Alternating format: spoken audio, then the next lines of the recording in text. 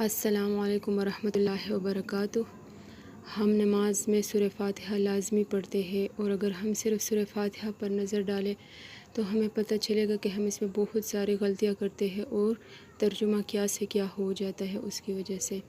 جیسے اگر ہم پڑھیں الحمد، تعریف کرنا، یہ صحیح ہے، لیکن اگر ہم پڑھیں الحمد تو اس کا ترجمہ ہوگا پرانا ہونا، جو کہ غلط ہے۔ یعنی اگر ہم ہا کی جگہ ہا پڑھیں تو ترجمہ غلط ہو جائے گا۔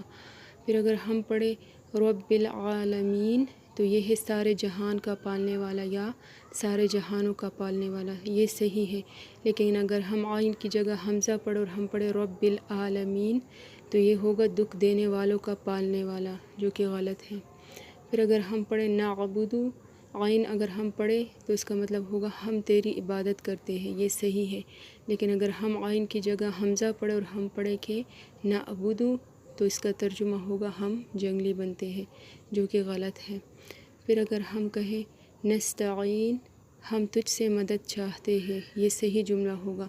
لیکن اگر ہم دوبارہ وہی عین کی جگہ حمزہ پڑھیں اور ہم پڑھیں کہ نستعین تو اس کا ترجمہ ہوگا دکھ دینے والوں کا پالنے والا، جو کہ غلط ہے۔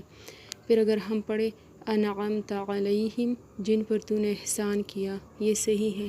لیکن اگر ہم پھر دوبارہ وہی عین کی جگہ حمزہ پڑھیں اور ہم پڑھیں انعمت علیہم، جن پر تو آہستہ رویا، تو یہ غلط ہے۔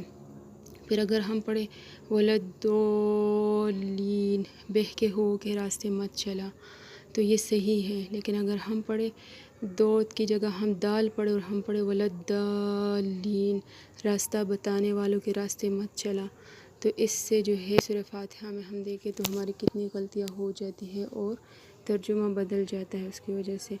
تو بہت زیادہ بچنے کی ضرورت ہے، کم از کم نماز پر ہم بہت زیادہ توجہ دیں کہ ہم اسے اچھے طریقے سے پڑھیں اور سمجھیں۔